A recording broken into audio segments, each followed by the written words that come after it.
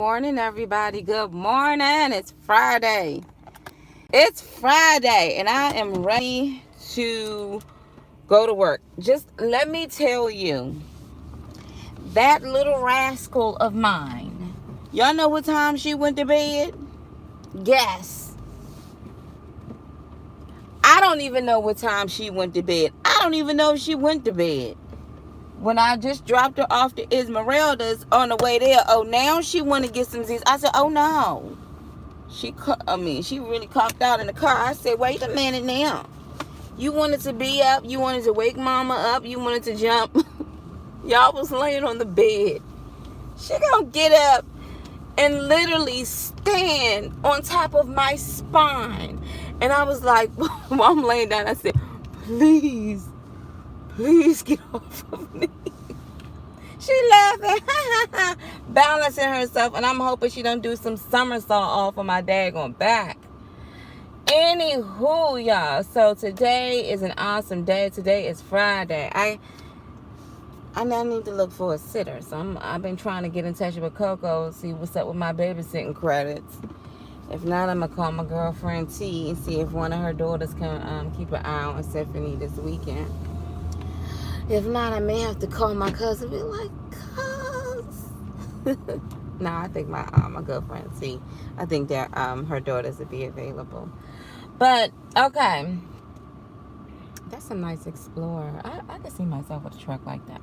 So I was sitting up here and I was looking at a video this morning, and it was a young lady, and she was talking about how coming to the realization that marriage is forever, and she realized what she did to her husband was wrong, divorcing him and trying to be with other men and stuff. And then she started talking about the highlights and stuff of our marriage.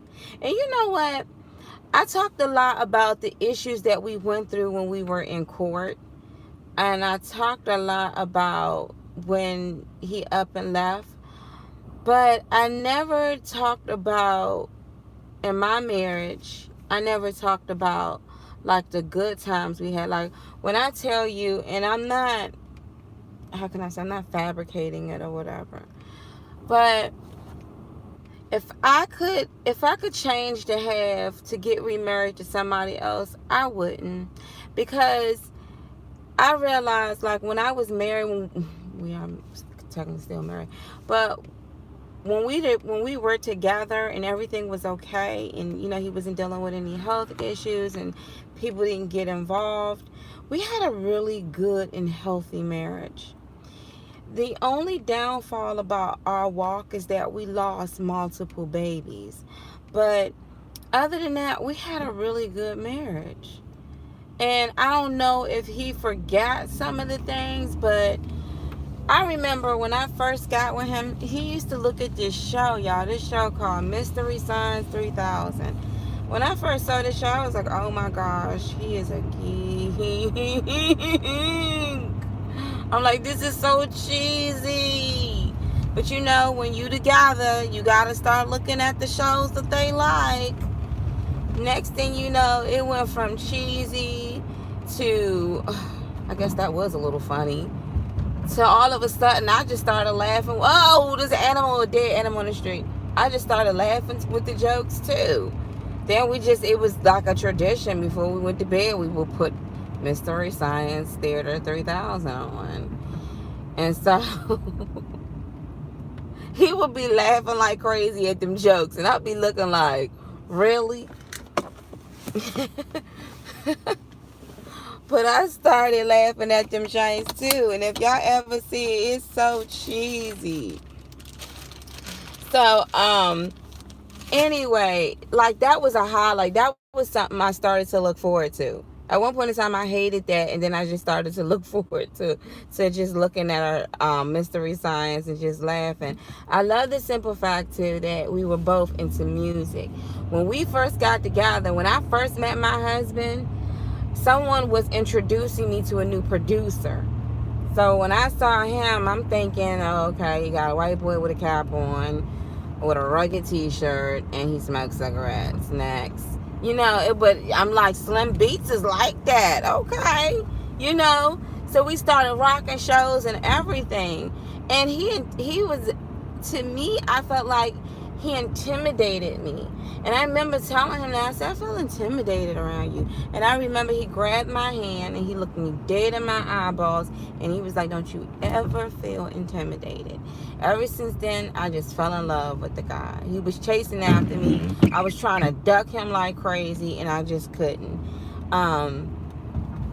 We did a lot of shows. Like he was set up, because before then I was a host for a local TV show that played like local music and stuff like that. And then after that, I used to be with I was always by myself as Betty, a rapper. And then when I got with my husband, who was then at the time my producer, it was Betty, and we did rock, pop, what was it, rap, pop, and rock. And so my sound changed. He was more of the engineer, and he was my guitarist. So we was rocking out shows, you know. I think before I got with him, I remember opening up for Trina. I was with a girl group and we opened up for David Banner. As a matter of fact, when me and Matt got together, I remember he took a picture of, what's the heavyset guy with the beard? Or whatever, the Rick Ross. So we was into music, and I remember at that time I was with someone else before him, and he got jealous because, I mean, Slim knew that I was like into music, but he had no idea that I actually performed it. And when he saw it, the guy got really jealous. And so I remember Matt at the time, he was saying like, the guy you need to be with, he has to understand, you know, what we do here. And so from there, anyway, I ended up leaving my ex, and then me and him, we kind of hit it off. Everything was perfect, and I learned a lot about myself. Like I put my guard down. But anyway, going to the highlights, like I enjoyed, like when he would get off of work, he would have the freaking music blasting. You probably hear like There Might Be Giants, and he's just hitting the corners. And I enjoy, like, when we would be in the car, he would be singing like, yeah, and just be singing, and you know, and just making all of these little facial things, just cheesy. And I loved every bit of it. He'd be like, and I just loved every bit of it. I didn't have to put on this front. I didn't have to, I could just be happy. Even if it was some cheese ball type of stuff, I could just be happy. We barely got into any arguments. Like, we didn't have any arguments at all, other than like, if he was on the game too long. And when I mean too long, like a couple of days too long. And I'm like, you got to come back to reality, boo. But other than that, like, we had a really good relationship. You know, we would go out to dinner. We was very family oriented. We started doing our own tradition on Thanksgiving. We had our own turkey. My side of the family would come over, but we would also get to go to dinners and stuff like that at his family, or go out to eat. Like, we went out to eat. And so we really had a good time. And I remember when I first got with him, he was into some game called Dungeons and Dragons. And, you know, I think I was like, I heard of this before, but okay, I'll play. And it's more of, you have to imagine yourself in this game. And y'all, I remember we played that game and we were in a cave. It was me and him. We were in a freaking cave trying to get somewhere. And the cave was dark as he's reading it. Next thing you know, when we roll a dice, he was like, all of a sudden, what did he say? He said, the glowing of eyes appeared. I'm like, oh my gosh, you know, he had one of those imaginations that you was just like, whoa. And so we had to roll a dice again. And I was so pissed at that game because I ended up being shot. I had an arrow, but something was shooting back at me. And I was trying to shoot the arrows at these creatures. And the whole time he's reading this thing. So we're playing this game, and something happened when one of those creatures shot back and the arrow went straight in my heart. I was so mad at that game. But I realized, like, he had one of those imaginations that I was just like, I like this. It's pretty cool. You know, he played games too, but his games were, I think it was Neverwinter Night. Yeah, Neverwinter Nights. And if y'all been following me for a long time, y'all know about that game. Cause I went to the Bulgar Gate or whatever. Like, he was so freaking good at this daggone game that he became one of the dungeon, what do they call it, a dungeon master or something like that. I'm like, how the heck do you become one of the people to actually run the game? Because he was just that good. He had a way with words, and he can freaking battle any atheist or one of them philosophical unbelievers, like for real, like really shut them down. Like, he was just that good. When he became so passionate for Christ, you can see it. Like, he was in his Bible. He wanted to be on time for church. And it wasn't until later on that I realized, I can honestly say that things started to go downhill when his sickness, when his diagnosis, when that manifested itself. And the first time I saw it is when he started writing things like he was manic, and I didn't know he was manic. His parents knew, and they wouldn't even tell me. They wouldn't even warn me to say, Mona, look, you know, right now he's manic. I'm thinking something is wrong here, and the whole time it's because he was manic. So when things started going downhill, I remember praying and asking God, what is going on? I'm crying out to God. And the Lord said, remember what he had when you first met him. And I said, oh God, it's that bipolar. And I remember telling my father-in-law, he tried to brush it off. They were waiting for that to happen. But anyway, let's go back to the highlights. But I remember going places, like we would go out of town. Like, we went to London together, but we just lost, when we went to London, we just lost Melody. So that was a trip of, I was mourning the whole time I was crying. I lost her 4 days before. His trifling mama, and I hope she looking at this, that heifer wanted us to show up for our birthday parties after I just lost my baby. Anyway, let's go to the highlights of my marriage.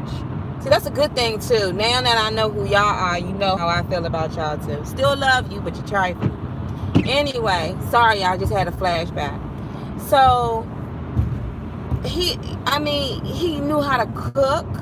But one thing I remember is that I was really trying to cook and do dishes. I would go bananas, and she would teach me how to do some dishes, because I wanted to have a nice dinner for him when he get off of work.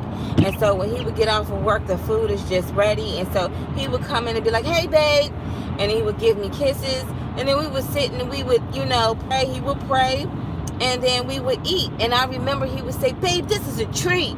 And I'd be all sized like, my husband just said this is a treat. So that's going to make me get in the kitchen and come up with something else to cook.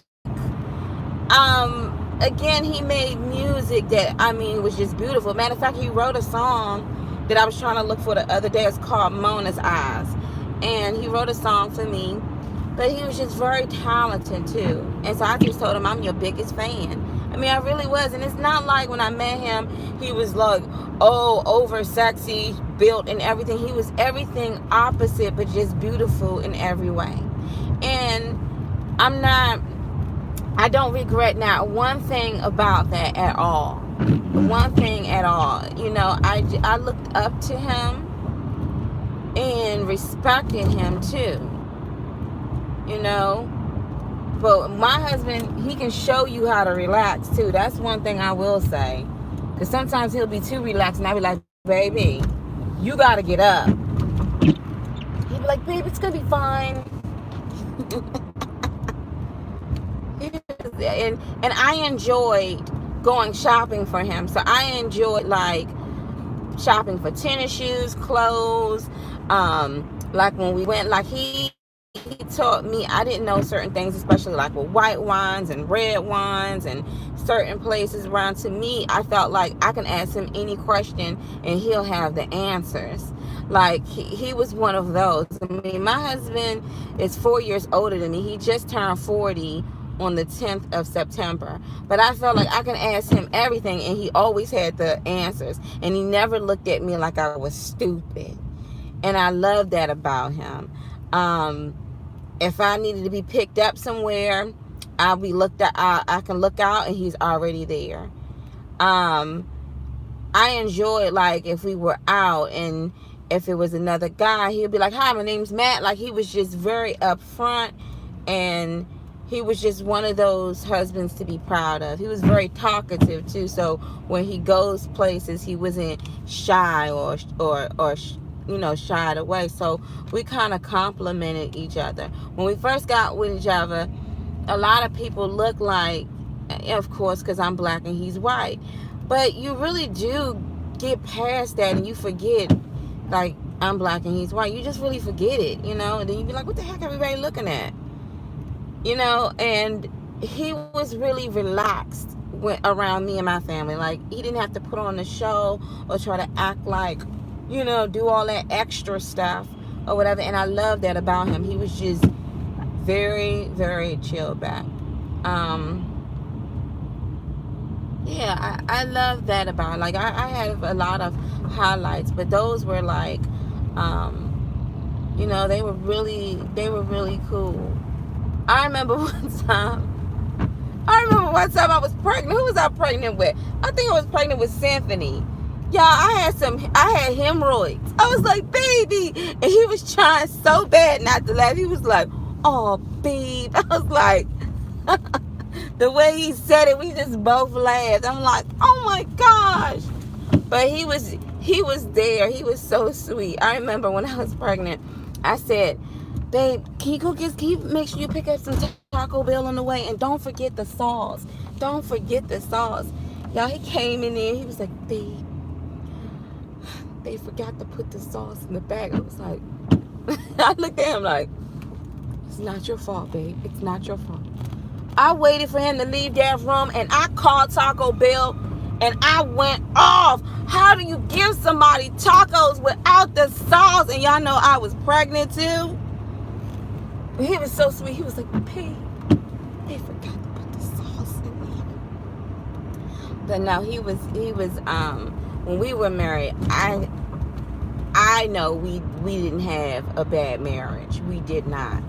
I mean, one time we had a little bickering here and there, but it was like, what was it for? I don't even know. Like, I remember one time we got in an argument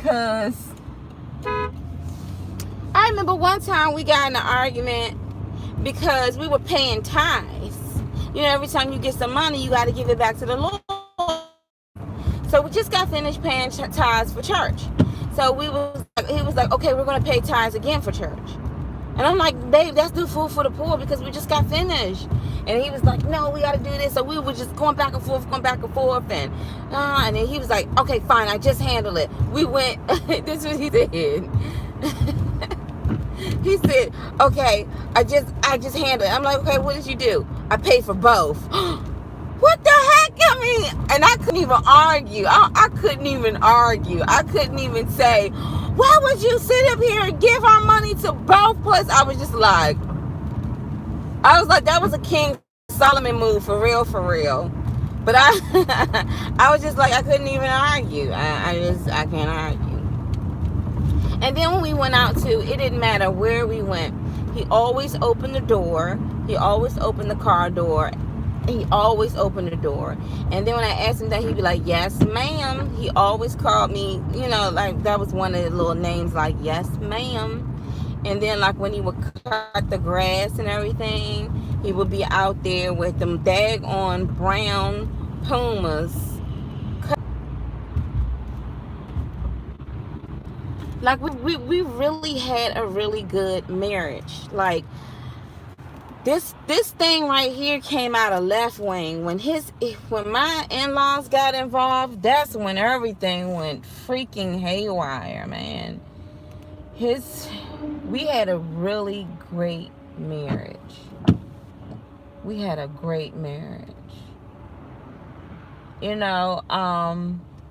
I remember we were super excited, just got finished with a deal, and I had a commission. Well, we had a commission coming through, and he was like, babe, I really want to get this studio. I'm like, but baby, and I said to myself, you know what? This studio was like, I think $9,000, guitars, all of this stuff, right? And I just felt like, you know what? He deserves it because he works. I had one of them husbands where when he worked, the money hit our bank account. Our bank account. I paid all the bills. I gave him the money to make sure you paid the rent. You know what I mean? So he was one of those guys. Like, I made sure that groceries was in. He was going over our budget, and I had to get used to that. I had to get used to someone else going over the budget and everything. So he went over our budget, and then he was just like, all right, babe, well, you have this much money that you can go ahead, pretty much like my allowance money. I was like, okay, and I would be right on to the special store. But I had a good marriage. It wasn't until, that bipolar came, and I didn't know what was going on, and my evil freaking father and mother-in-law, both of them evil things, and everybody else just straight whatever. But anyway, this is not about the evil people and what everyone did, but this is just like marriage. Oh, also too, I love when we went to church, we sat back by each other, and we just praised God, and church was always good. Bible study was really good. I remember one time they didn't have the Bible study teacher, so he led in Bible study. So when people be like, maybe he wasn't saved, please, that man knew his word. He knew the word. He knew the word. He used to listen to Frank Turek and Ravi Zacharias a lot. Like, those were like his mentors or whatever like that.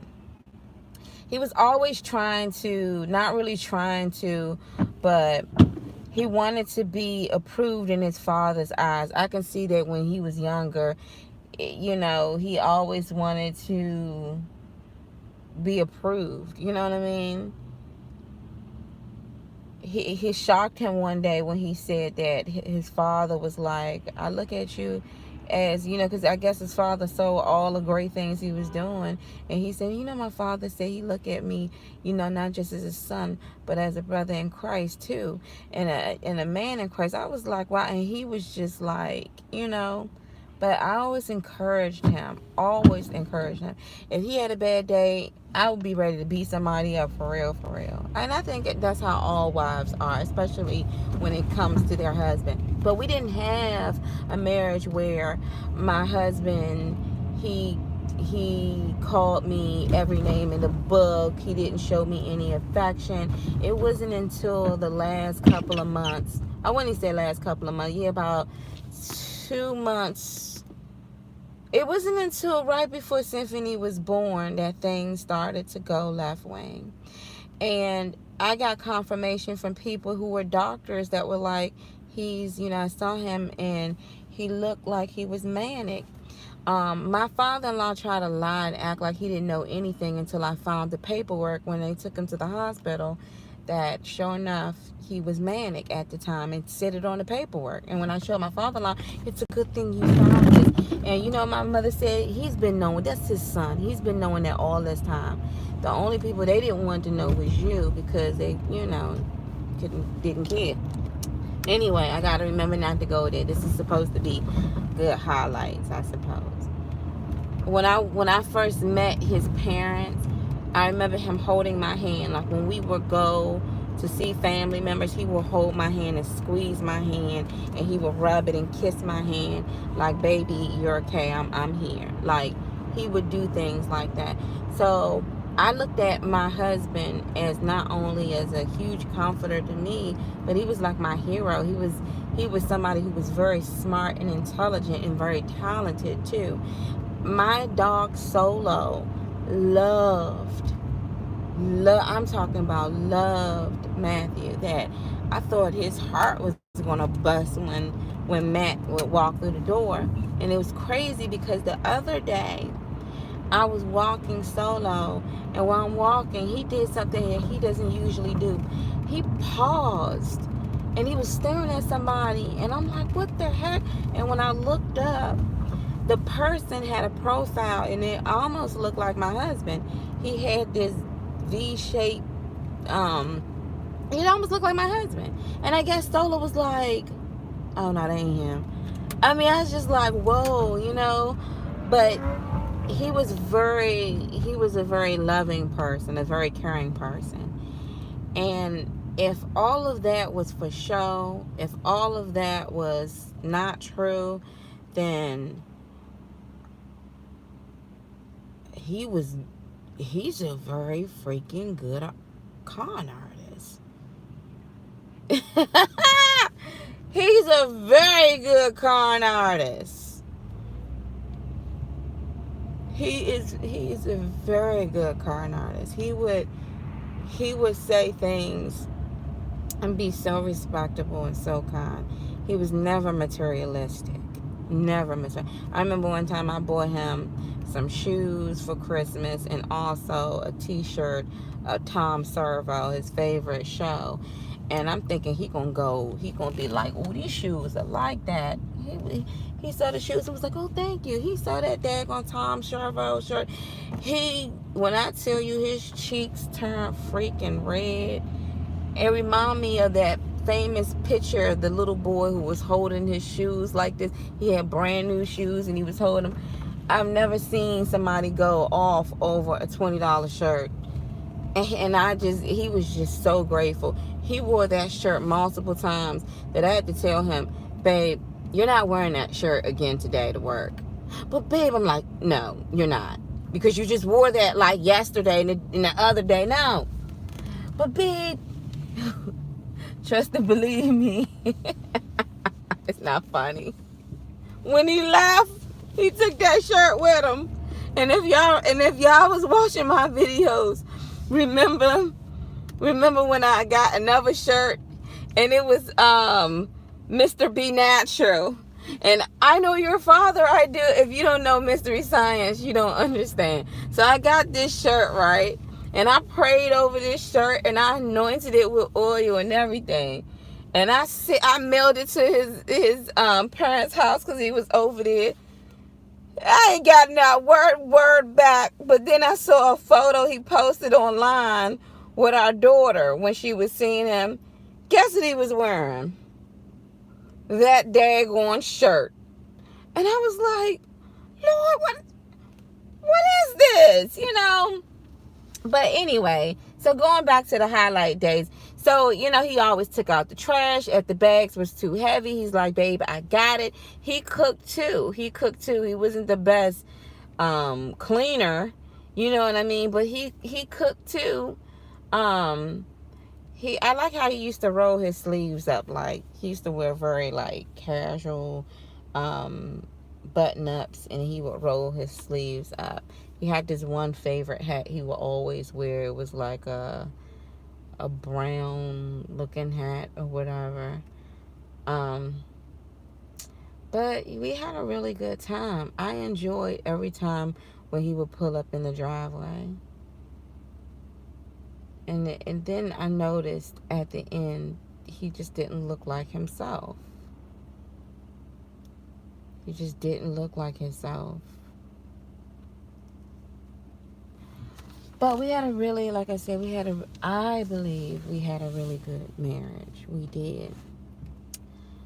And I know for a fact that a lot that happened was influences, and the main thing was the sickness. And I don't know, and I'm not sure, and I'm sure God is going to start bringing back his memory. But I remember when he first left, his mother told me one time he left and he didn't speak to them for 2 years. And I said, like, what that got to do with me? I've heard the Holy Spirit say, oh, he's coming back. And I'm like, I feel like Sarah. No, he's not. Why would he? Why would he come back around to apologize? He believes that he didn't do anything wrong. But then I thought about, you know, action and faith, right? Action and faith, action and faith. What is faith? Faith is believing things as though they were and they're not, right? I mean, I may be saying it wrong. What's actions? Actions is acting it out, right? Just like when we were trying to have a baby, we have faith. And if y'all look at my videos, my husband drove me to New Jersey and was there. As soon as I got out of surgery, he was there. Drove me to New Jersey so we can have my cervix closed so we can carry a full-time child, in which we have one right now named Symphony Hannah Michelle Hines. All of our children, if you ever followed me, are named from music because we love music. So we had our first is our Promise, which I would call Baby Hines. And I named that baby Promise because before it was just Baby Hines. Then we had our Melody, then we had our Harmony, and Matt told me to go ahead and name this child, and I said Symphony. And I got the name Symphony going off of his Melody, Harmony, and we got our Symphony. So let's go back to, we had faith, and in our faith, our actions was to go and get something done. And then we had faith that God was going to give us a living child, and he did. He did. And then, so I guess in a sense, it's like in your marriage, whether your marriage is broken right now, and when I mean broken, whether you be separated, divorced, and you're still believing because God said that this is a covenant, in your faith, you still need to pray. In your faith, you still need to know that God is. And your actions show like how you carry yourself. Like, are you out here and you like, I wish my wife come back, but you're sitting up here and you're dating other people, but you say you're waiting for your wife. Where's your action? Did you toss your wedding ring away? Where's your action? So I think that I got it this morning about faith in action. You know, sometimes I said, my finger feels really funny without my wedding band on. That's action. Wearing something like that is action, because it's saying that you know. And when the Lord said, when I heard, oh, he's coming back, the first thing that I said to my mind was, I felt like Sarah. Yeah, right. We talking about the same one when we was up in court and he act like he ain't know me? Lord, I know you can't even say that. Lord, I know you the creator and everything. I know that you control minds and you control kings. You can build up kingdoms and tear them down. But I don't even think you can work with my husband, because he really, just for me saying that don't even sound right? I don't know, like, who do you think you talking to? I wouldn't even say it. I was just like, all right, Lord, I hear you, man.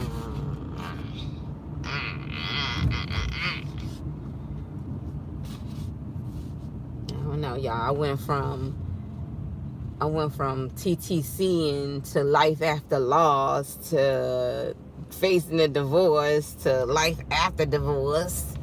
Dang. Went to like 5 different subjects here. Anyway, y'all, I'm on my way to work. Y'all have a blessed day today.